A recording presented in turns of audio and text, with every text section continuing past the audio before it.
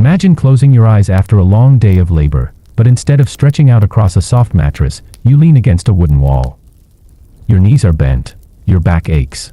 You sleep sitting up, not because you want to, but because you have to. It's the year 1300. There's no electricity, no clocks, no central heating, just a faint fire smoldering in the hearth, and 100 reasons to stay alert. People feared the night.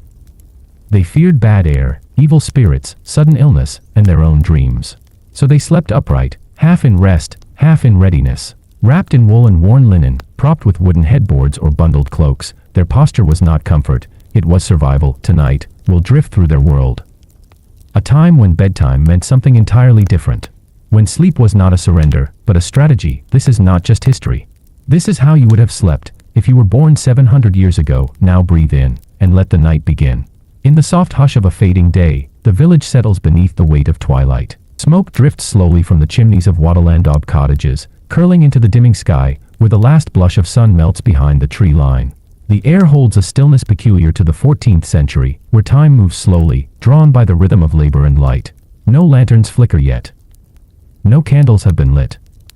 Only the muted glow of the setting sun casts long shadows across the thatched rooftops and the narrow dirt lanes. The village is small, perhaps 30 families. The fields that fed them lie just beyond the cottages, now empty of laborers. Earlier, the sound of tools echoed faintly across the tilled land. Wooden plows drawn by oxen, scythes swinging through stalks of barley, the muffled thud of boots pressed into soil. But now, there is only the occasional low of a cow returning to its shed, or the squeal of a gate as it closes. Most doors are already shut. Curtains made from heavy wool or rough flax have been drawn across windows to hold in the day's warmth. Inside, homes glow with firelight. The hearth remains the heart of medieval life, not just for cooking but for light, heat, and comfort. Families gather around it, their silhouettes flickering in the shifting flames. A mother stirs a pot of barley porridge. Children lean drowsily against one another, eyes heavy after a long day.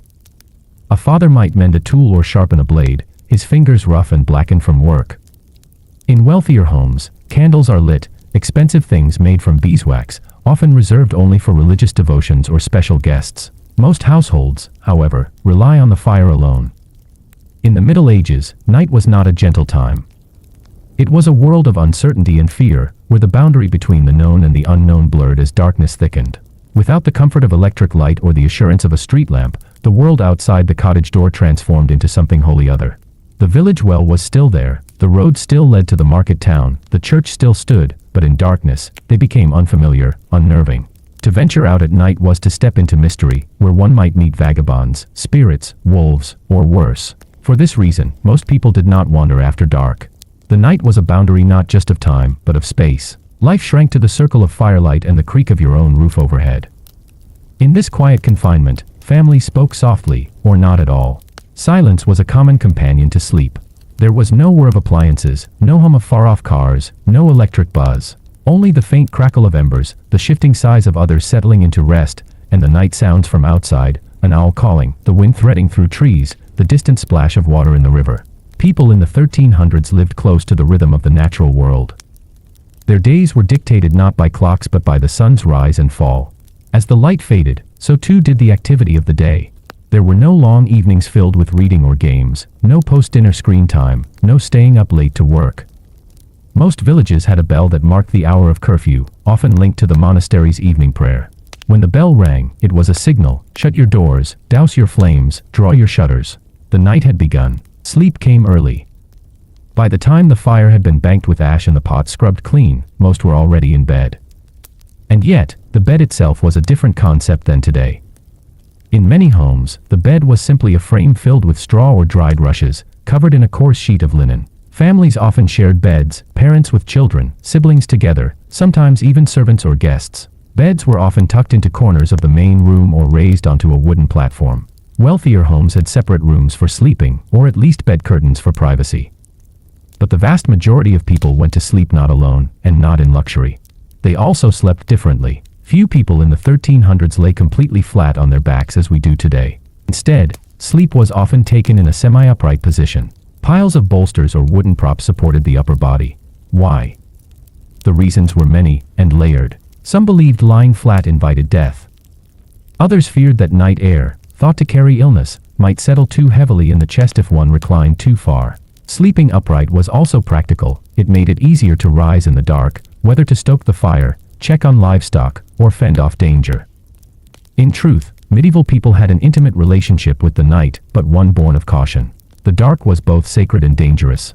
It was the time of dreams and demons, of prayers and ghosts. For those deeply religious, the hours between dusk and dawn were filled with spiritual significance. Monks and nuns rose at intervals throughout the night to pray. Common people, too, sometimes woke to recite a quiet prayer or contemplate the sins of the day. This is where the rhythm of two sleeps comes in. It was common, though not universal, for people to sleep in two phases. First sleep would begin shortly after nightfall and last for several hours. Then, often sometime around midnight, people would wake naturally. Some used this time to think, to pray, to talk quietly, or even to visit neighbors. Others returned to their bed after an hour or two for their second sleep, which would carry them to dawn. These rhythms were shaped entirely by the environment. With no artificial light to extend the day, the body followed the cues of darkness and cold. In winter, nights were long and heavy. In summer, shorter and lighter. But always, sleep was shaped by fire, silence, and the closeness of others. In the cold months, sleep was not only rest but survival. Families huddled together under layers of rough-spun wool. Dogs often slept near the bed to add warmth. The fire was kept low to preserve fuel, but never allowed to die completely. A few embers glowed in the hearth, ready to be revived at dawn. In especially poor homes, there was no bed at all, just a place on the floor, a blanket, and a hope for warmth. As night deepened, the village fell into full stillness. Chickens tucked into coops. Pigs slept in their pens. The last horse in the stable shifted its weight with a tired sigh. Above, the stars shone more brightly than most people today have ever seen, uncut by electric glare, uninterrupted by artificial haze. The moon lit the outlines of thatched roofs and the stone tower of the village church. And in the silence, something profound took hold.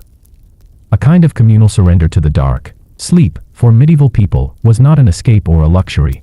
It was an act of rhythm, of survival, and of humility before the vast unknowable quiet of the night. It was a letting go, not just of consciousness, but of control. Tomorrow would bring labor again. Fields to till, bread to bake, clothes to mend, and beasts to feed. But for now, the village belonged to the dark. The world had narrowed to the size of a cottage. A child turned in her sleep. A fire popped. And the people of the 1300s, half sitting, half dreaming, entered the long, ancient embrace of the medieval night.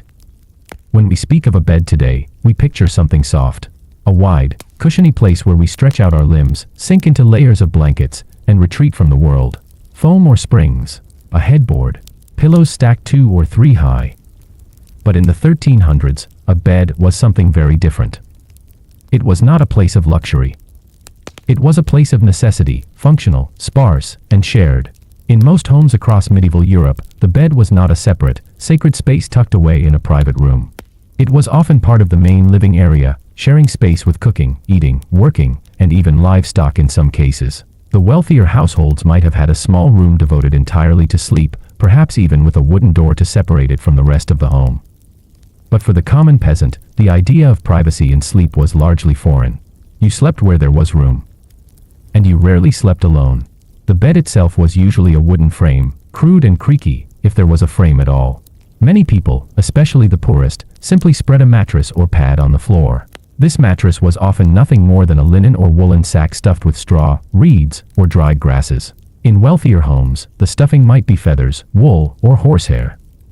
But most people made do with what they could gather after harvest. Straw was the most common material. Farmers brought in fresh bundles from the fields, broke it up, and packed it tightly into cloth. These pallets, as they were often called, had to be replaced or refilled frequently. Over time, the straw compacted, molded with moisture, and attracted pests. Fleas and lice were common bedfellows, no matter one's status. Some homes featured a simple raised wooden platform to keep the pallet off the ground, away from the damp floor and the scurrying things that lived beneath. This offered slight comfort, a way to distance oneself from cold drafts and roaming rats. A few might place wooden boards beneath the mattress for added support. In rare cases, there were ropes or strips of leather laced across the frame, like a loose net that sagged under weight and needed tightening, a likely source of the old saying, "Sleep tight." Bed covers were made from wool, rough linen, or animal hides. The idea was to trap as much warmth as possible, especially in winter. Thick woven blankets, passed down through generations, were valuable. In many households, there were not enough to go around, and so sleeping together was as much about warmth as it was about space. People shared beds without question, parents with children, siblings with each other, and sometimes guests with hosts. There was no scandal in this. It was practical. It was survival. In these crowded beds, lying flat was not always possible. There simply wasn't the room. Many households had one main bed, sometimes called the Great Bed, and anyone not privileged to sleep in it would curl up on benches, hearthsides, or floor mats. To make space for all, people slept curled, knees tucked, or partially propped. In some places, the bed's headboard was built with a slight incline, designed to allow upright sleeping or reclining. This practice of sleeping upright wasn't only due to space. It was also a matter of belief. To sleep flat on one's back was, in many minds, to mimic the dead. Corpses were laid out in that position, limbs stretched, palms folded. Some feared that sleeping this way invited death, or at the very least, tempted dark spirits. Others believed lying flat allowed the night vapors to settle in the chest, leading to illness. Upright sleeping, by contrast, was seen as healthier, more alert, and more respectful of the body's balance. Medieval medicine, grounded in the theory of the four humors, blood, phlegm, yellow bile, and black bile, viewed posture as an important part of health. Upright or propped up sleeping was believed to aid digestion, prevent choking, and maintain good blood flow. The idea of lying still, flat, and unconscious for hours on end was uncomfortable to those who viewed the body as delicate and easily influenced by environmental forces. To achieve this posture, people used bolsters, large, firm cushions made of cloth stuffed with straw or rags. Sometimes these were long, cylindrical pillows. Other times, it was simply a stack of old clothes or folded blankets piled under the shoulders. In wealthier households, wooden headrests were carved to hold the upper back at an angle. These were not comfortable by modern standards, but they did the job. The beds of the rich, though more ornate, followed similar principles. In the manor houses and castles of the nobility, a bed was a prized possession. It might have tall posts, heavy curtains for warmth and privacy, and thick feather mattresses. But even here, sleeping upright was not uncommon.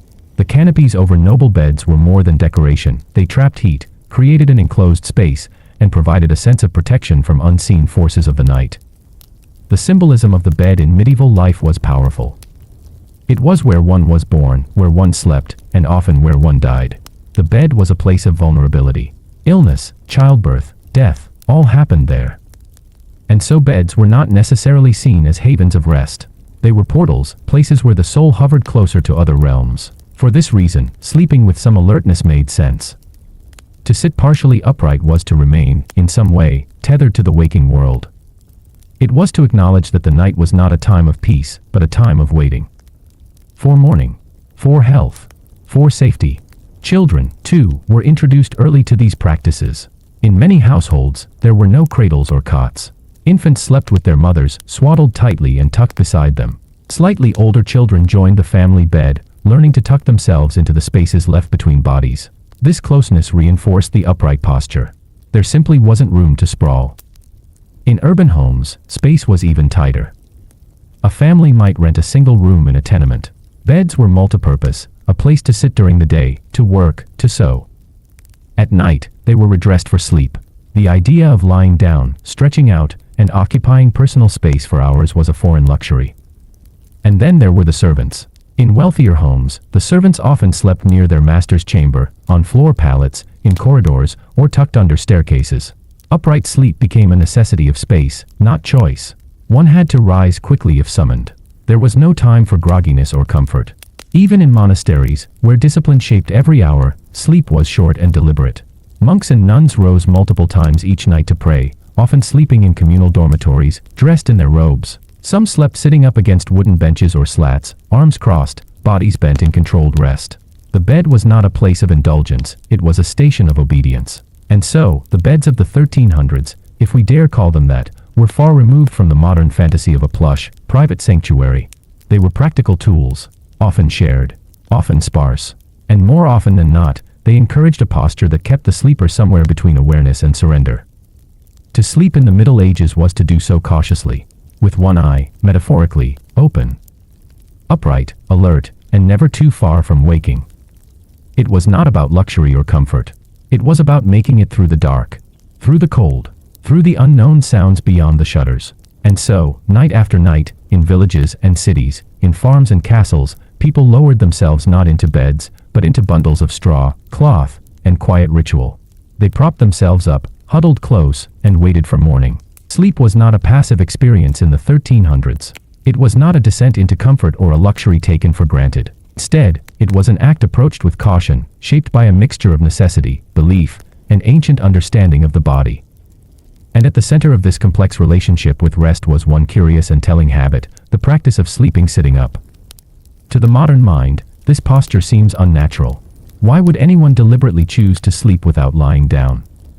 Yet, for many in the medieval world, it made perfect sense. The reasons were many, and all deeply rooted in the practical, medical, and superstitious thinking of the time. Start with superstition. Medieval Europe was thick with beliefs about the spirit world. Sleep, in this age, was not merely a state of physical rest, it was a threshold. The moment one closed their eyes and surrendered to unconsciousness, they crossed a boundary. The body became vulnerable. The soul, many believed, could wander. And so, people did not take sleep lightly. It was something that brought one perilously close to death. In fact, lying flat was seen by many as an imitation of death itself. The corpse was laid out on its back, arms folded or stretched at the sides, eyes closed, chin tilted upward. To sleep in that same position was to mimic the dead, and to some minds, this was dangerous. It invited death in. Sleeping upright, on the other hand, created a clear distinction. One was resting, not passing into the eternal. The living kept their heads high. Beyond symbolism, there was also fear of the night air. The idea of night being a time of illness was not metaphorical. People genuinely believed that the air after dark was different, heavy, and filled with dangerous humors.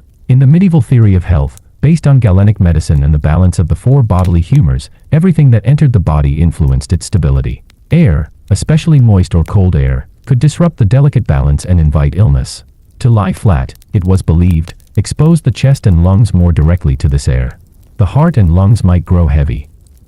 Dampness might settle. Chills could rise up from the earth and invade the body. But by sleeping propped upright, the airflow was gentler. The body was better able to regulate warmth. The organs were lifted. The chest remained open but less vulnerable. Coughs, phlegm, and breathing issues were all linked to posture. Physicians of the time believed that those prone to congestion should never lie flat. A seated position helped drain the chest, reduce pressure on the lungs, and allow better digestion. Even herbal remedies were prescribed with the suggestion to sleep elevated. Honey and thyme for the throat, warm ale for the stomach, but always with the instruction to avoid lying too low. This was especially common among the elderly and the ill. People suffering from fevers, lung infections, or weak constitutions were often propped with bolsters and wooden supports. In some monastic hospitals, patients were placed in large wooden chairs to sleep upright through the night. Better to remain upright and safe than risk the choking sensation that many feared would come from lying flat in a weak state. Then there was practicality. Most people did not sleep alone. Families often crammed into small spaces, and beds, if they existed at all, were shared. When multiple bodies shared a single straw mattress, the options for positioning were limited. Space forced people to adjust. Sitting up made it easier to shift positions, to lean against a wall or a headboard, to make room for a child or an elder. There was also the need to remain alert. Life in the Middle Ages was not secure. Thieves, fires, raids, and sickness could come at any hour.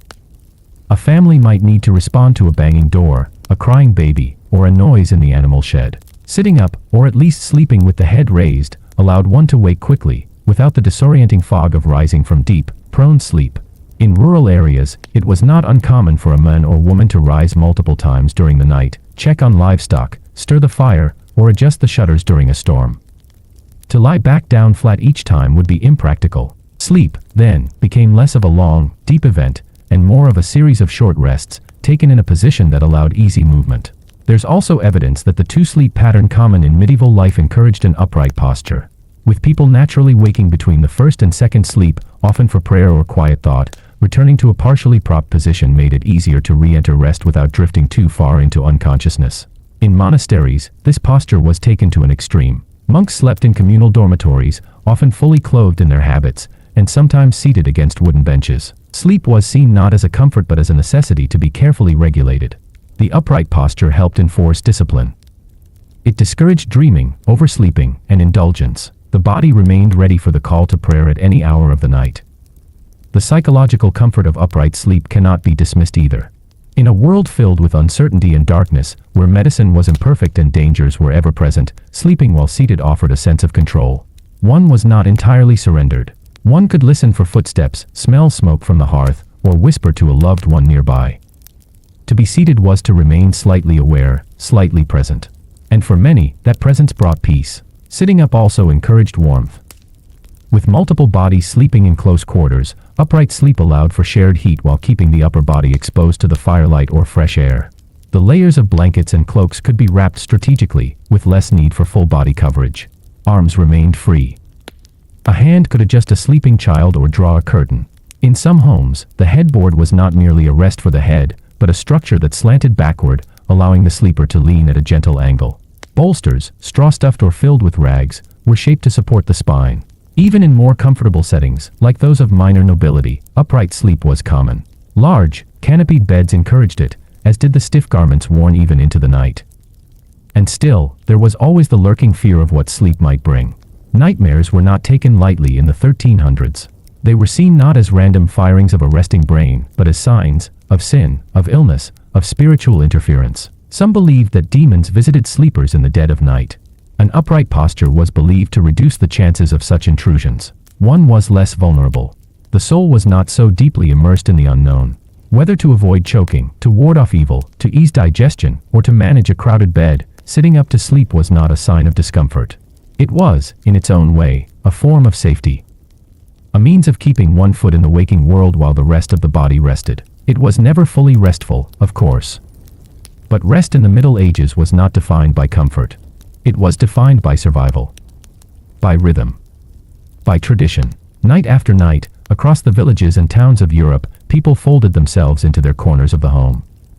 They adjusted their bolsters. They wrapped their cloaks around their shoulders. They leaned back, not quite flat, not quite upright, and closed their eyes. They didn't call it unusual. They didn't call it anything at all. It was simply the way it was. The way their parents had done. The way their children would do. They sat in their sleep. And the world, dim and ancient, slept with them. When the day's final task was finished, the hearth dimmed to a red glow and the voices in the house faded to murmurs, the ritual of preparing for sleep began. It was not a moment of luxury. There was no soft lighting, no flannel sheets, no peace in solitude. Instead, preparing for bed in the 1300s was an act of simple necessity and quiet endurance, one rooted in layers, discomfort, and the persistent presence of things that crept and crawled. Nightwear, as we imagine it today, did not exist in the medieval world. Sleepwear was a practical extension of daywear. Most people went to bed in what they had worn that day: tunic, chemise, hose, removing only the outermost layers if warmth allowed. Undergarments were basic, a linen shift or shirt for both men and women, and this often served as sleepwear as well. Linen, though costly, was prized for its softness and ability to wick away moisture.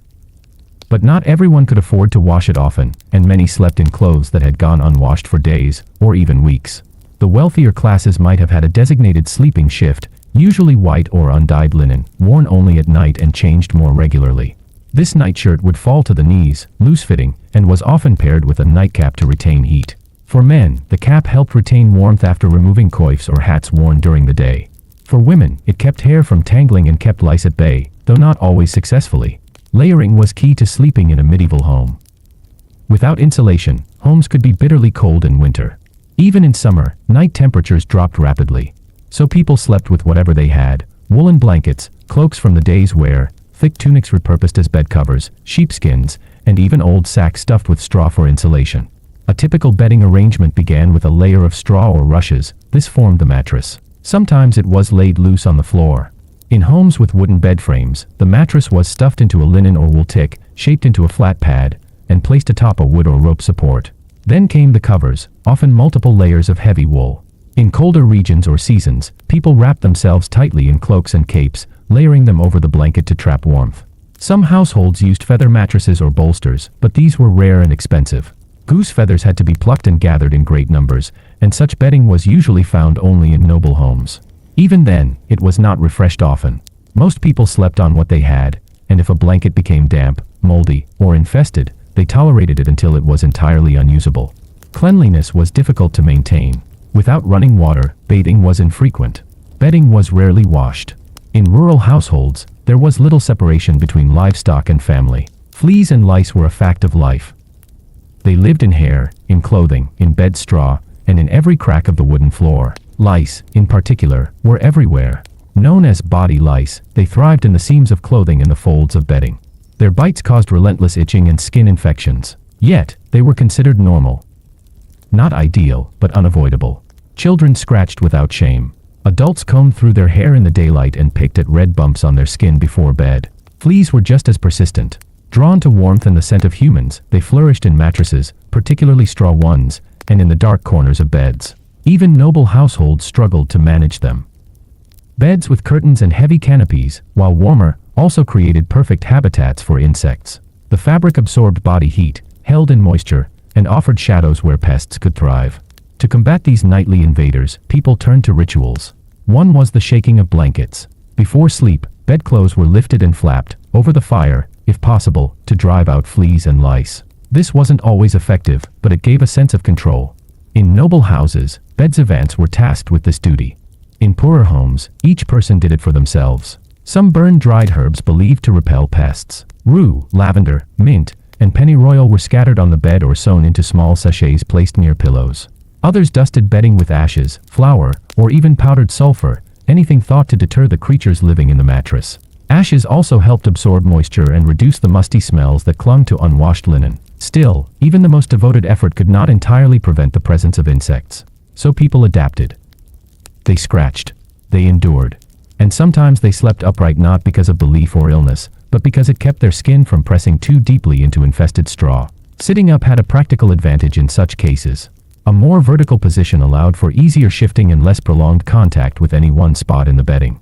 Those who leaned against walls or wooden headboards could drape their blankets across themselves and remain wrapped while reducing full-body exposure to the mattress. This posture became yet another defense, not just against death or disease, but against discomfort. Clothing layers themselves also became part of the bedding. Instead of undressing, most layered over what they were already wearing. A wool cloak might be used as a blanket one night and worn to the fields the next. Hoods remained on heads. Gloves, if one owned them, were not removed. Every item of clothing had to perform more than one function. To remove layers at night risked exposure to cold, and without fresh clothes to change into, there was little point in removing the ones already worn. In wealthier homes, layers were more deliberate. Featherbeds, quilts, and fur covers were symbols of status, and great care was taken to preserve them. Servants beat the mattresses during the day and turned them regularly. Bed linens were aired near windows or by the fire, and some homes kept herbs or aromatic wood shavings between sheets to preserve a sense of freshness. But even here, the presence of lice and fleas persisted, hiding in the tapestries, the joints of carved bedposts, and the unseen folds of canopies. The ritual of preparing the bed was not just physical, it was mental. People knew they were entering an uncomfortable space. Sleep was necessary, but rarely peaceful. The layers had to be right. The fire had to be tended. The room had to be as warm as possible, the door secured, and the children gathered close.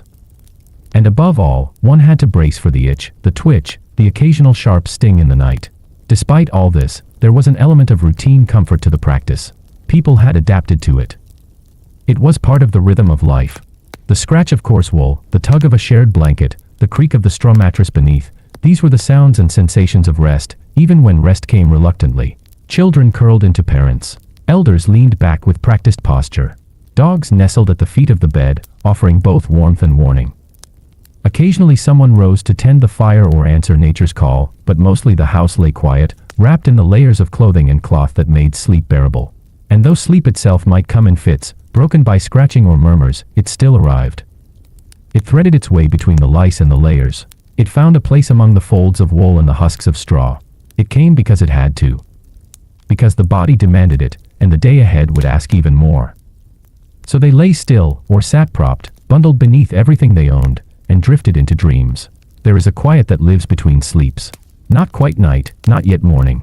A hush between hours when the fire burns low and the world seems to hold its breath. In the 1300s, this pause was not strange. It was expected, natural. A rhythm as old as candlelight and longer than memory. The people of the Middle Ages did not sleep as we do now. They did not climb into bed and close their eyes for 8 unbroken hours. Instead, they lived by the pattern of 2 sleeps, what we now call segmented sleep. The first sleep, or dead sleep, as some called it, began shortly after nightfall. Life in the medieval world followed the sun. When it set, work ceased, and families gathered around the hearth to eat, speak softly, and prepare for bed. There was little reason to remain awake in the dark. Candles and oil were costly. Fires required careful tending. Once the light faded, so did the activity. People went to bed early. The first sleep typically began within an hour or two of dusk. For many, this meant falling asleep around 7 or 8 in the evening, depending on the season. Winter, with its long nights, encouraged an earlier rest. Summer shifted the rhythm slightly, but the pattern held. This first sleep lasted 3 to 4 hours. It was deep, physical rest. The body, tired from labor, surrendered easily. Dreams, when they came, were vivid. The house fell still. The wind outside pressed gently against shutters. Children curled together. Parents murmured last words before falling silent. Dogs stretched near the hearth. In that first span of night, sleep was full and heavy. Then, something curious happened. Sometime around midnight or a little after, people began to stir. Not all at once. Not every night. But often enough that it became a recognized part of life. The body woke, naturally, without alarm or prompt.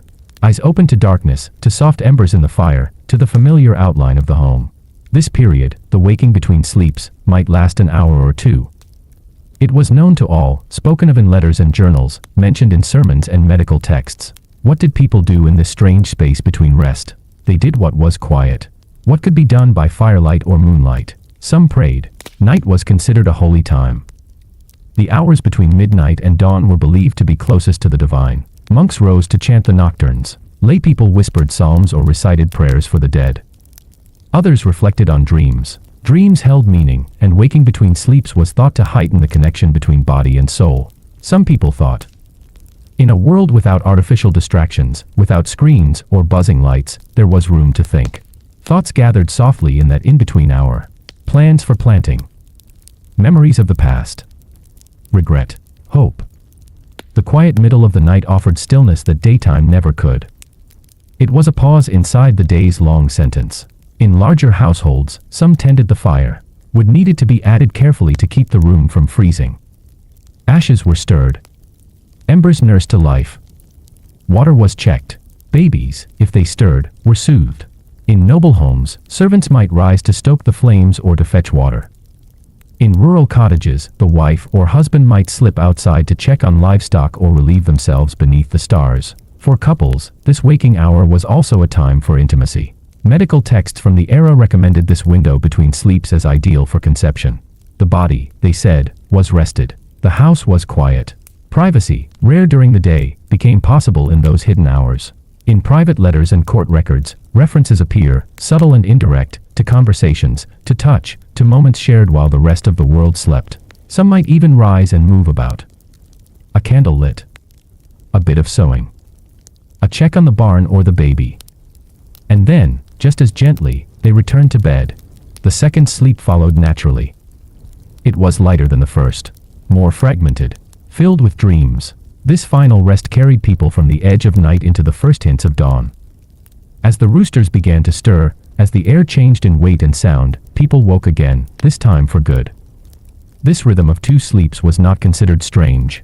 It was not treated as insomnia or restlessness. It was simply the way things were. Even doctors spoke of it. In one 16th century medical manual, the author refers to the time between first and second sleep as the watching time, and recommends it for contemplation and intimacy. Literature of the time casually references first sleep and second sleep as though every reader would understand, and they would have. The pattern was shaped by nature, by necessity, and by the absence of artificial light. With no bright bulbs to stretch the day, the body responded to the darkness in waves. Modern science has since found that the human brain, left to its natural rhythms, often prefers this segmented style of sleep. Melatonin rises and falls in two peaks across the night. But the people of the 1300s did not need science to tell them this. They simply lived it. In winter, when darkness could stretch for 14 or 15 hours, this pattern was especially helpful. It broke the night into manageable pieces. It gave people time to tend, to think, to be still without being entirely asleep. Even the church calendar supported it. Night was divided into canonical hours, matins, lauds, prime. Monks rose at fixed times throughout the night to pray. Their lives were built around these rhythms. And though most villagers did not observe every hour, they were aware of the sacredness of the night's division. The waking hour between sleeps was part of that quiet reverence. In cities, the pattern shifted slightly. Artificial light was still rare, but candles and oil lamps allowed for more activity after dark. Tradesmen, scribes, and those working late sometimes adjusted their schedule. But even in towns, the concept of two sleeps persisted. It was woven into the way people understood time. The gradual decline of segmented sleep came with the rise of industrialization. As cities filled with gaslight and electric bulbs, and as the demands of labor changed, the long, slow nights began to shorten. Sleep became a single block, squeezed between shifts and obligations. The quiet middle disappeared. But in the 1300s, it was still alive, still part of the ordinary rhythm of human life. Imagine now a small house, the fire low but warm. The first sleep has ended. A woman sits at the edge of her straw mattress, feet on the cool floor. She pulls a shawl over her shoulders, stirs the coals, adds a stick of wood. Her husband shifts but does not wake. She lights a small lamp, not with urgency but with quiet care. Perhaps she sews. Perhaps she prays. Outside, an owl calls. Inside, all is still. An hour passes. She folds her work. Returns to bed. Pulls the blanket over her knees. Adjusts the bolster. And gently, slowly, begins the second sleep. There is something deeply human in this forgotten rhythm. A softness to it. A permission to pause. To wake without worry. To rest again. The people of the 1300s did not need to force themselves into one long, perfect sleep. They embraced the space between. They let the night unfold in its own time. And in that space, between the first and the second sleep, they found time to be still, to be warm, to be human. The sun's retreat did not bring peace in the 1300s. It brought danger. In an age before streetlights and police, before secure locks and layered windows, nightfall did not gently close the day. It shifted the world into another state entirely. One where shadows deepened into threat, where the mind imagined what the eye could not see, and where the body, even in rest, remained half prepared to rise. It is in this context that the custom of sleeping sitting up makes more sense. Not simply for health. Not only for space, but as a shield against the night's uncertainty. To understand this fear, one must step into the world as it truly was. A village might be nestled between fields and forest, its homes darkened after sunset save for the flicker of fire through shutters. The roads were not patrolled. There were no reliable lamps, no guards walking regular circuits. After dark, if something moved outside your door, you did not investigate, you listened. You waited. You hoped it moved on. Thieves were among the most feared threats. With travel routes stretching from village to market to monastery, there were ample opportunities for bandits to strike. A traveling merchant might disappear entirely, robbed and dumped into a ravine. Even homes were not safe. Those with livestock or grain often bolted their doors from within, slid heavy bars across latches, and kept clubs or pitchforks within reach. Sleeping fully reclined meant more time to rise, more effort to respond. Sitting upright, or at least in a position half-ready, meant a person could hear a door creak, a latch click, and act. Some households posted watches. The eldest son or a servant might take a shift sitting by the hearth or standing near the entry with a lantern. Not always through the entire night, but at least during the hours when trouble was most expected. In manor houses, guards or pages rotated duties to stay alert. Even then, lords and ladies often slept in partial repose. The beds were curtained, but never so securely that the occupant was unaware of noise. To be half awake was considered wise. Wolves were another constant threat, especially in more forested regions of Europe. Though exaggerated in later tales, the danger was real enough in the 1300s. In cold winters, when food was scarce and snow fell thick in the fields, packs of wolves crept closer to human dwellings. They howled from the tree line, stalked the edges of farmland, and scavenged near barns. Children and livestock were vulnerable. A sheep might vanish. A dog's corpse might be found half buried in ice. Those living on the edge of the forest knew the sounds. The low growl. The scratching. A snout at the door. Even if such things did not come every night, the memory of them kept people tense. Stories passed down in whispers. A baby taken from its cradle. A traveler never found. Sleeping upright allowed a person to remain watchful. Ears open.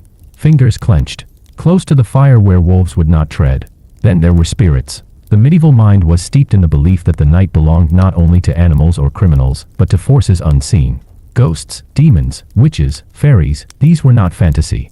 They were a part of the daily world. The church preached constantly of the devil's reach. Sins committed by day might return as torments by night. Spirits of the unburied dead might wander. Homes built near crossroads or on old battlefields were thought to attract trouble. To lie flat, eyes closed, chest open, was to leave oneself defenseless to these influences. Sleep was not seen as separate from the spiritual world, it was deeply connected. The soul, some believed, drifted during sleep. It could be taken, manipulated, possessed. Sitting up was a way of resisting this pull, a way of anchoring the body, of maintaining some connection to the waking world. Nightmares were seen as more than dreams. They were signs, warnings, evidence of demonic harassment. And the more vulnerable a person was in sleep, the more susceptible they were to such visitations. Upright sleeping, especially when paired with prayer or sacred charms, was a way of staying grounded. Beds were sometimes sprinkled with holy water. Crosses were hung above the headboard. Psalms were murmured aloud before the first sleep. Anything to keep the dark at bay. Within cities, the dangers took different shapes. Narrow alleys became shadowed traps. Gangs of cutthroats waited for drunks to stumble home. Fires could break out with terrifying speed, wooden structures burned fast, and there was little organized firefighting. A single overturned candle could set an entire block alight. Families slept with buckets near the door, ropes for climbing down, and sandals ready to run. Again, lying prone slowed response. An upright posture meant a quicker escape. In some places, bells were rung at curfew to warn that the streets were closed. The gates of a walled town might be shut and locked.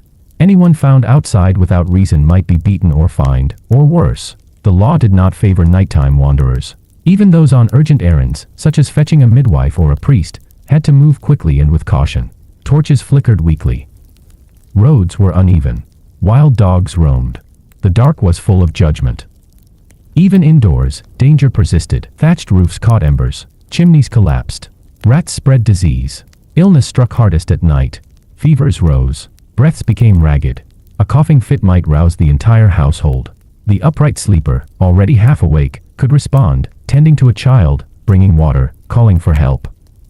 All of these realities created a climate in which rest had to be balanced with readiness. To sleep deeply and fully was to risk missing the danger. So families trained themselves to rest lightly, to wake easily, to sleep in postures that left their arms free and their senses open. It wasn't always a choice, it was habit born from necessity. The posture itself varied. Some leaned against walls or propped boards. Others used large bolsters to create a reclining angle, like a chair laid halfway back. The neck bent gently, not flat. Hands folded or wrapped in the blanket. In wealthier homes, beds were carved to allow for inclined rest. In humbler cottages, the bed might be no more than straw and fabric, arranged so that the sleeper could shift to a seated position at the first sound. To sleep sitting up was not restful in the way we understand rest. It was interrupted. It was watchful. But for many, it was the only kind of sleep they could afford. The kind that gave them a chance to respond, to sound, to fire, to movement. A posture of caution in a world where caution could mean survival. Some families even took turns waking during the night. In homes with livestock, one person might rise every few hours to check the barn. In city apartments, someone might listen for sounds in the alley. In castles, guards patrolled the halls while noble families dozed behind heavy curtains. And even then, the curtains were not trusted completely. The darkness of the medieval night was thick and alive with uncertainty. It belonged to things unknown, to the fears of yesterday and the threats of today. The upright sleeper, head high and blanket drawn to the chin, was not giving in. They were holding a line, drawing a boundary between themselves and the things they could not see. And as dawn approached, slowly, faintly, with a change in the air, they might finally allow themselves to recline, just a little, knowing they had made it through the longest hours once more. The bed in the 1300s was not a private refuge. It was not a place to retreat alone at the end of the day, to stretch and sprawl and drift into solitary dreams. In most homes, especially among the common folk, the bed was a crowded, communal space, more survival tool than comfort zone. It was often shared by more than just a couple. It might hold an entire family. It might host servants, apprentices, or even guests passing through. And in this context, the idea of sleeping sitting up becomes not just a response to superstition or fear, but a simple solution to a very practical problem: space. Space was limited in medieval homes. The average peasant family lived in a single-room cottage, its walls of wattle and daub, its floor packed earth. Inside this small space lived parents, children, and often grandparents or extended family. Animals might sleep just a partition away, sharing warmth and emitting familiar smells. In the evenings, straw pallets were laid down or unrolled, and the family settled in together, shoulder to hip. There was little choice in the matter. Beds, when they existed, were expensive. Most were simple wooden frames, maybe strung with rope or filled with straw. A good bed was something to be inherited. A mattress of feathers or wool was rare. Even those with a proper bed frame often didn't have one for every member of the household. So everyone adapted. Parents slept with children. Young ones nestled between older siblings. Infants often shared the bed with their mother to allow nighttime nursing. Toddlers clung to older sisters. Teenagers, if modesty allowed, might be assigned a corner or a bench, or even the floor with a blanket. If a relative was visiting, or a traveler needed shelter, they too might be offered space in the family bed. Sleeping arrangements were not always comfortable, but they were practical. They conserved heat, which was crucial in drafty buildings without insulation. Blankets were limited, and body heat became part of the bedding strategy. The warmth of others was a necessary part of survival during long winters and cold nights. The closer you slept to another person, the more warmth you retained. But this closeness had its costs. People shifted. They kicked. They snored. Infants cried in the night. Dogs curled at feet or noses. Space was tight, and rest was light. To sleep upright, or at least in a partially elevated position, allowed for more flexibility. Sitting up took less horizontal room. It allowed for easier repositioning. If a child kicked in their sleep, or someone rolled too close, a seated sleeper could adjust quickly without disturbing others. In many cases, beds weren't used for sleeping alone, even when not packed with family. Servants, for instance, often shared their master's bedchamber, if not the bed itself. This arrangement wasn't always a sign of intimacy. It was about logistics. Servants needed to be available to tend fires, fetch water, or respond to the master's needs during the night. In smaller noble households, it was common for a lady-in-waiting or chambermaid to sleep on a bench at the foot of the bed or curled beside it on a sheepskin. Others might share the bed itself, particularly if the lady was unmarried or widowed. A servant's presence offered warmth, security, and convenience. Travelers, too, often shared beds. Inns were few and far between, and accommodations varied wildly. In a rural inn, a traveler might be given a corner of a shared bed alongside a total stranger. The expectation was not scandalous, it was standard. The idea of a stranger bedfellow was so common that it entered medieval folklore and literature. People traveled knowing they would likely be sleeping beside someone they'd never met before. The risk of lice, fleas, and illness was ever present. Yet, options were limited. And, like so many other aspects of medieval life, people learned to adapt. Personal space was not a cultural norm in the way it is now. Physical closeness was expected, endured, even normalized. The body adjusted. Sleeping upright helped in these situations. It allowed one to occupy less space, to create a kind of invisible boundary. If 2 or 3 people were crammed into a narrow bed or pallet, at least one might sit with their back to the headboard or wall, legs extended, arms crossed. Others might recline at angles. The posture helped preserve dignity, especially in mixed company. A seated sleeper could maintain a bit of distance, keep hands to themselves, and avoid awkward entanglements. In noble households, bed sharing was still common, but a matter of etiquette. Ladies traveling together might share a bed, as would male squires or clerks. It was seen as practical, not improper. Even royalty occasionally shared beds, not always for intimacy, but for diplomacy. In some cases, monarchs slept alongside favored nobles to demonstrate trust and camaraderie. The bed, in this sense, became a tool of both survival and politics. Of course, privacy was rare. In villages, homes had no interior walls. Curtains might be drawn, but noise carried. In castles and manors, bedchambers might be shared with several attendants. The act of undressing, sleeping, even dreaming, was rarely a solitary experience. People saw, heard, and smelled one another at their most vulnerable. Over time, they became accustomed to it. But again, upright sleeping offered a modicum of control, a posture that reduced exposure, that allowed the sleeper to remain semi-alert, especially in an unfamiliar room with unfamiliar company. Many beds were built to encourage this kind of posture. Carved headboards and angled bolsters allowed one to recline rather than lie flat. Bed curtains, drawn across the frame, gave some illusion of privacy. In monasteries, where monks slept in long shared dormitories, sleep was often taken sitting up against a wooden wall or on a bench, robes still wrapped around them, heads bowed in rest. Cloisters were quiet, disciplined places, and upright sleep served both bodily and spiritual discipline. The crowdedness of medieval sleep also affected the quality of rest. Deep sleep was difficult with so many bodies in motion. Coughing, turning, whispering, all interrupted the stillness. Thus, sleep became a more fragmented experience. People learned to nap lightly, to drift in and out, to rise during the night without disturbing others. They shared space, and therefore adapted their rhythms to it.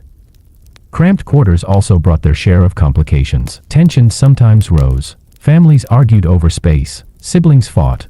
Married couples dealt with the constant presence of children or relatives. There was little escape.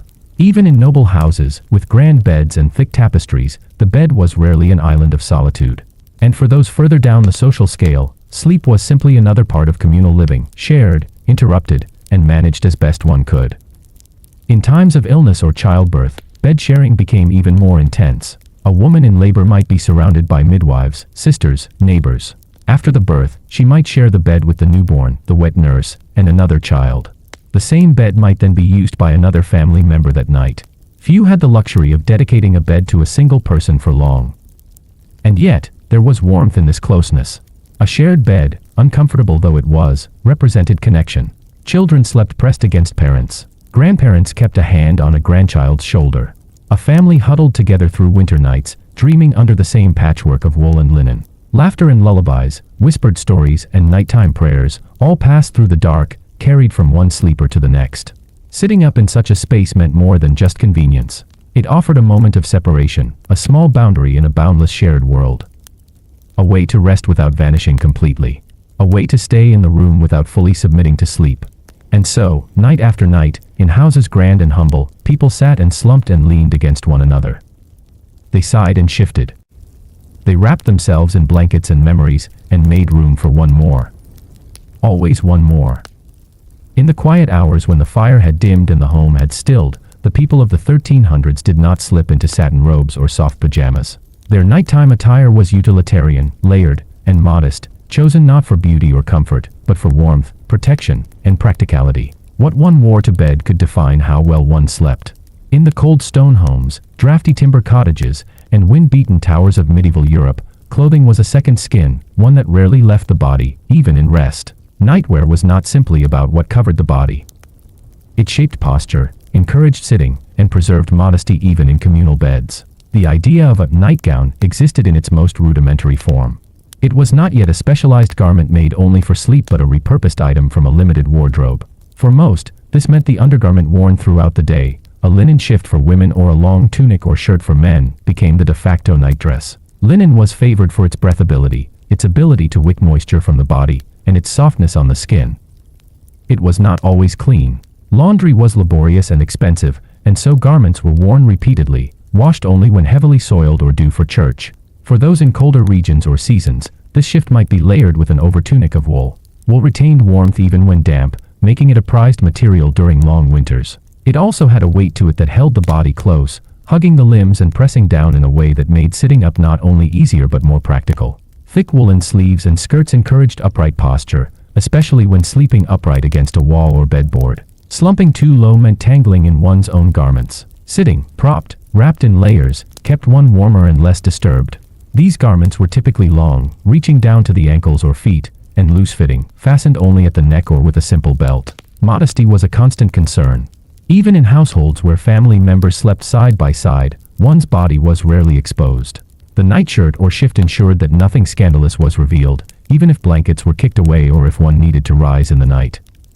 The length and structure of the garment maintained decency without the need for constant attention. It was a shield as much as a layer. And then there was the cap. The medieval nightcap was not a whimsical detail but a vital piece of nighttime clothing. Heat escaped most easily through the head, and in homes without insulation or chimneys, a warm head meant a warmer sleep. The nightcap came in many shapes, rounded, pointed, tied under the chin, but its purpose was always the same. It trapped body heat, shielded against drafts, and helped prevent lice and fleas from nesting too deeply in the hair. For women, the cap also served to keep long hair in place, minimizing tangles and exposure. Made of linen in warmer seasons and wool in colder ones, the cap often matched the shirt or shift in its material. It was sometimes layered with a coif beneath it, a fitted linen hood worn by both men and women during the day and night. The coif tied beneath the chin and added another layer of warmth and coverage. In wealthier households, nightcaps might be embroidered or hemmed with colored thread, but even the finest were still practical at heart. Children wore similar garments, often hand-me-downs from older siblings. A young boy might sleep in an older sister's shift, a girl in a brother's tunic, the garments long outgrown but still serviceable as sleepwear. Infants were often wrapped in long bands of cloth, swaddled tightly in wool or linen wrappings to restrict movement and retain heat. Their tiny caps were tied gently, sometimes lined with fleece or fur, and many slept in their mother's arms or nestled into the family bed. Layering was crucial. On especially cold nights, a sleeper might wear all of their clothing to bed, outer tunics, stockings, cloaks, even shoes if the floor was particularly frigid. There was no shame in this, warmth was survival. In monasteries, monks often slept in their habits, cloaks folded over themselves like blankets. They were expected to rise several times during the night for prayers, and their attire reflected both the need for modesty and readiness. These heavy garments influenced sleep posture. A thick shift, layered with wool, belted at the waist and weighted at the hems, was not conducive to sprawling or tossing. It kept the body in place, minimizing movement. It made it easier to remain seated or propped, especially when leaned against a support beam, a bedhead, or even another person. The garments acted almost like a cocoon, holding warmth close, restricting motion, encouraging stillness. In shared beds, this stillness was appreciated. For women, especially, sleeping upright was a matter of decorum. A lady in a noble house, even in the privacy of her chamber, was expected to maintain a certain standard of appearance. She might wear a finely woven chemise, embroidered with initials or symbols, paired with a decorative but warm overgown. Her cap would be freshly tied, her hair braided and wrapped. Even in rest, she remained composed. Sitting up made sense, helped her avoid dishevelment, preserved her modesty, and maintained a ladylike form. In inns, where travelers of various classes and cleanliness levels often shared sleeping quarters, one's nightwear became a social signal. A clean, well-kept shift and cap suggested decency and order. Torn or dirty garments, or sleeping without them, was frowned upon. Even among the rougher trades, there was an unspoken etiquette about how one appeared in bed, especially when sleeping beside strangers. Again, upright posture, aided by layered nightclothes, became a tool for guarding dignity and keeping distance. For the sick or elderly, sleeping upright in their layers was often prescribed. Healers and physicians of the time believed that lying flat could trap vapors or fluids in the chest, worsening fevers or consumption. A seated posture, propped with pillows or against the wall, allowed the lungs to stay open, breath to flow, and the heart to remain elevated.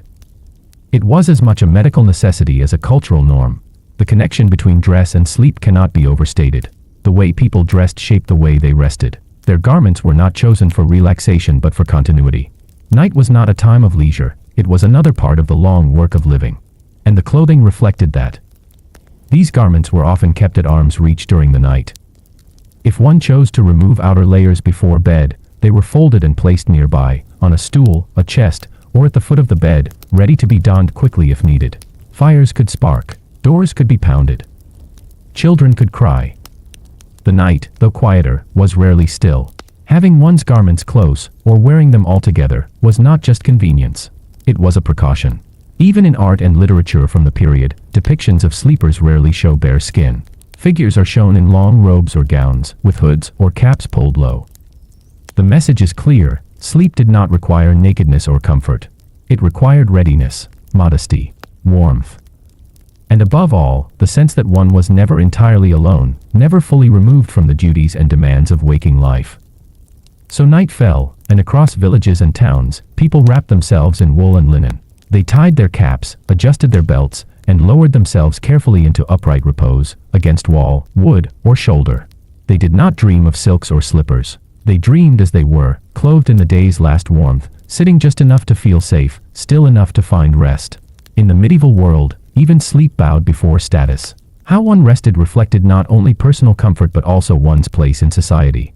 Wealth carved itself into every plank of the bed, every thread of the bedding, every silence or disturbance that marked the hours between dusk and dawn. From the lofty chambers of nobles to the packed cottages of peasants, the way people slept spoke volumes, not just about what they owned, but about what they feared, what they valued, and what they endured.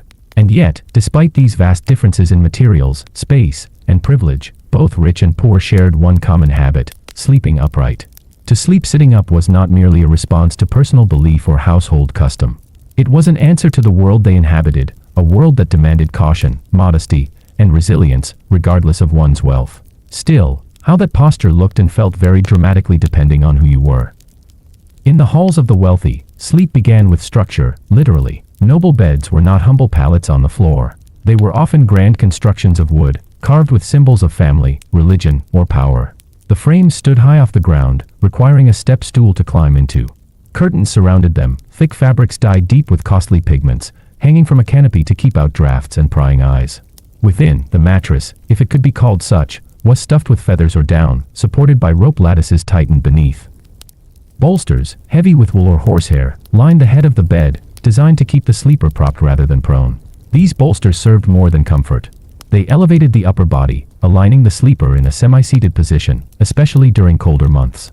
This arrangement helped with breathing, warmth retention, and digestion. It also allowed the noble sleeper to rise more easily should the night bring fire, illness, or urgent summons. The seated position became a symbol of composure and control, even in unconsciousness. Night clothes in these upper rooms were custom-made. Fine linen shifts, fur-lined gowns, embroidered caps. The wealthiest might wear jewelry to bed, or carry charms sewn into their sleeves to ward off evil. The bed became not just a place of sleep, but a stage for status. Even unconscious, the noble body was dressed, arranged, presented. Visitors might be brought in for bedside meetings. Courtiers might wait nearby.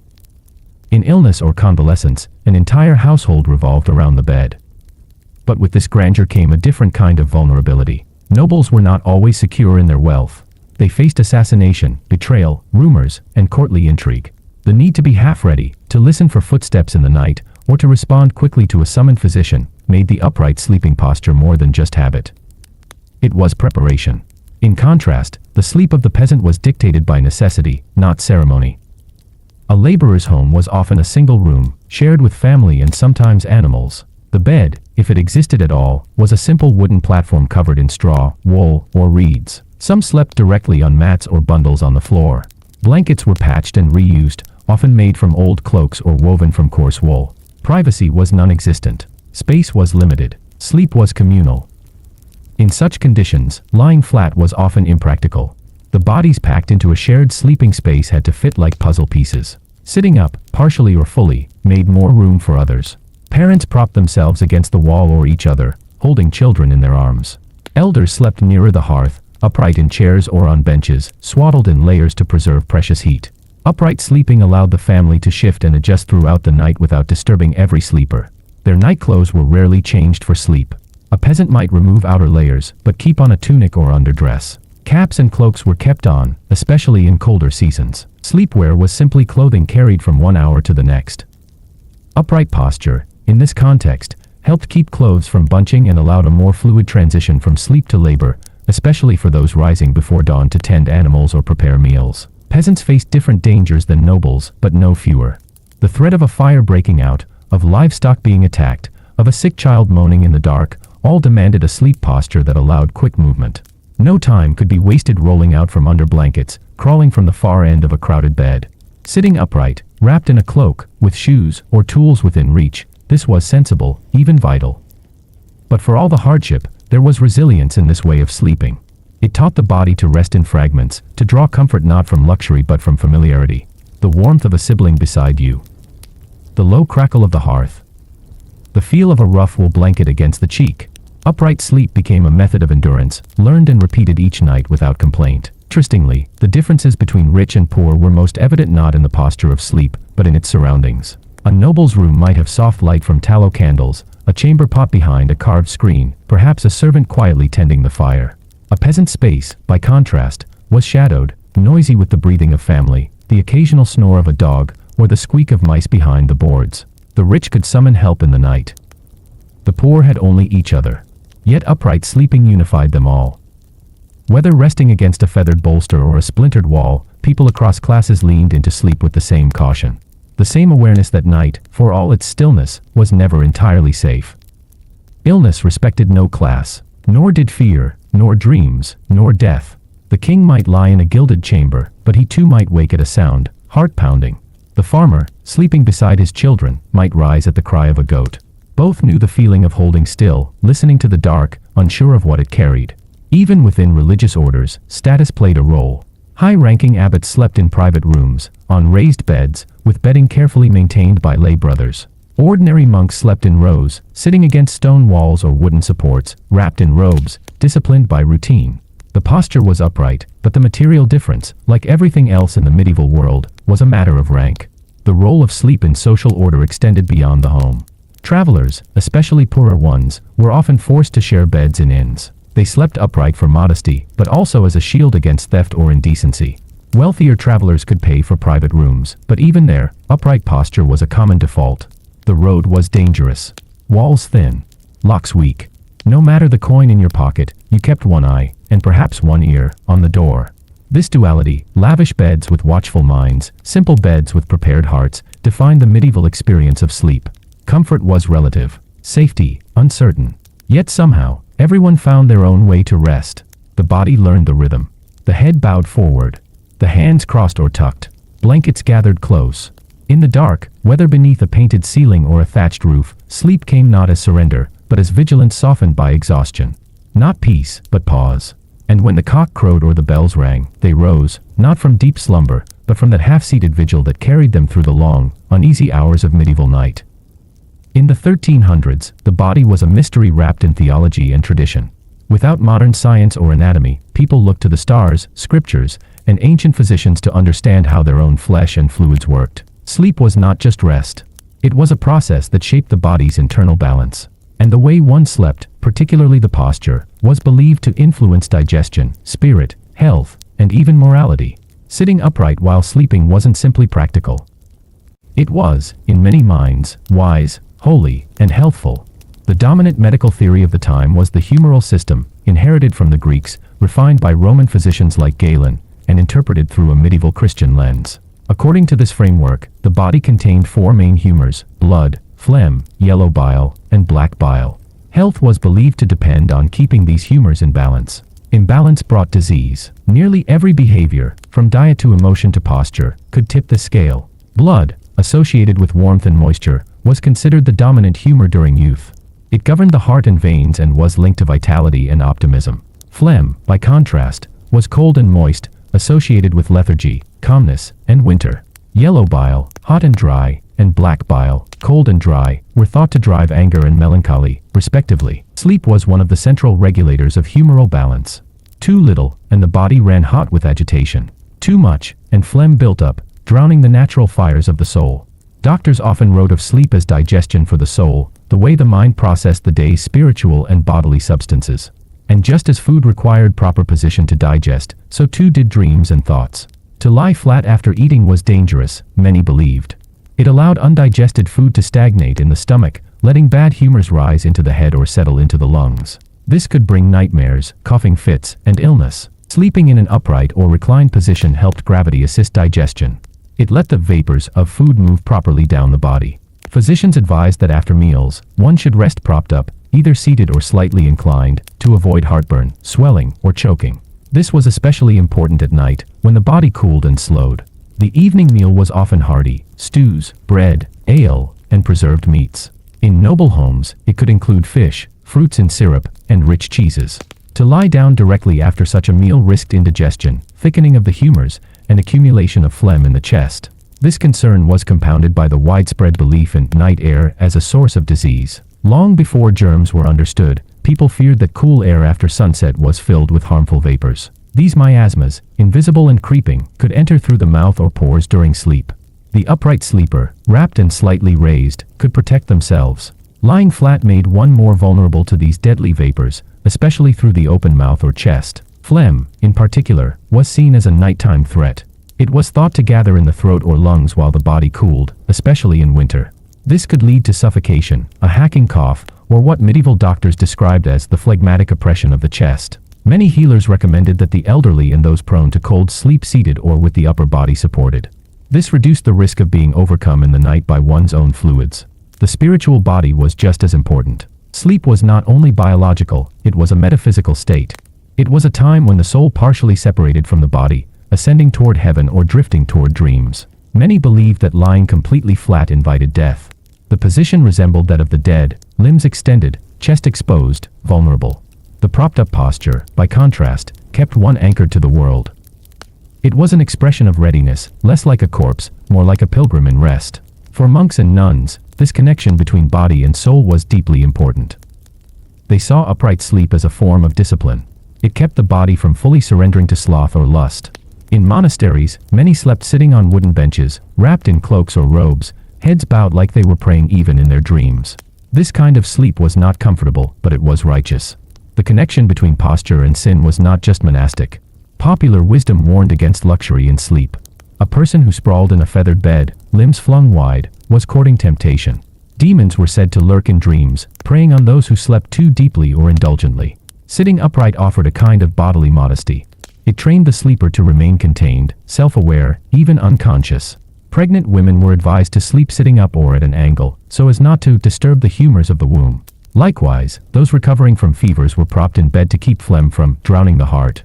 Children, seen as naturally imbalanced in the humors due to their age, were often tucked upright in the crook of a mother's arm or seated between siblings to prevent overcooling. Even posture during death mattered. It was common for dying individuals to be propped up, facing east, so their soul might rise more easily. This position, sacred in its symbolism, mirrored the upright sleep of monks and saints. To sit, to rest in humility rather than sprawl in indulgence, was to sleep closer to the divine. Among the lower classes, these ideas were passed orally, through proverbs, church sermons, and herbalists' advice. A village healer might suggest sleeping with a bolster of dried thyme or mint behind the back to keep the chest clear. A mother might prop her child against her side, whispering that angels watched more closely over those who sat up straight. Whether in Latin tracts or fireside tales, the message repeated, how you slept shaped who you were, body and soul. And so, in homes from hamlet to hall, people arranged their sleeping spaces to reflect this delicate understanding. They leaned into their rest with care. They wrapped themselves in wool and linen. They rested their heads against boards, bolsters, or folded arms. Some sat in chairs beside the hearth. Others reclined in carved beds with angled pillows. All aimed for that careful middle ground, not quite wakeful, not quite surrendered. There were, of course, exceptions. Some ignored the old wisdom. Others had no choice but to lie where they could, on dirt floors, under carts, in stables. But even then, the memory of the body's balance remained. People who could, sat. People who could not, still tucked themselves to avoid full exposure. Even in exhaustion, posture mattered. And so the night passed, hour by hour. Vapors cooled. Fires dimmed. The body, sitting, breathing, clothed in layers of belief, drifted into dreams. Not fully lying. Not fully asleep. Balanced, as best one could, between health and holiness. Sleep in a medieval monastery was never a luxury. It was not a retreat from labor but a small pause between spiritual obligations. For monks and nuns in the 1300s, rest was highly regulated, deliberately brief, and considered part of one's discipline in the pursuit of holiness. Even sleep, that most private of human functions, belonged not to the individual, but to God. Within the high stone walls of monastic compounds, the day was carved into sacred hours, and the night was no exception. The rule of Saint Benedict, followed closely by many monastic communities across Europe, dictated when and how the members of a religious order were to sleep, wake, and pray. The body was to be subdued and shaped by schedule. The soul, ever striving toward heaven, was not to indulge the flesh with softness or excess, even in slumber. Monastic sleep took place in a communal space known as the dormitory or dormitorium, usually a long, austere hall above the cloister or adjoining the church. These rooms were stripped of decoration. The walls were bare. The windows narrow. Silence was absolute. Even in waking hours, speech in the dormitory was discouraged, and during sleep, it was forbidden. If a monk coughed, turned, or sighed too loudly, he did so under the quiet eyes of his brethren, and under the watch of God. The beds were not what most would recognize as beds at all. In many communities, monks and nuns slept not on soft mattresses or piled wool, but on wooden slats or low benches. Some slept directly on the floor, with a simple mat or rushes for padding. A folded cloak or rolled-up tunic served as a pillow. Blankets were coarse, often shared between sleepers, and only sufficient to ward off the chill.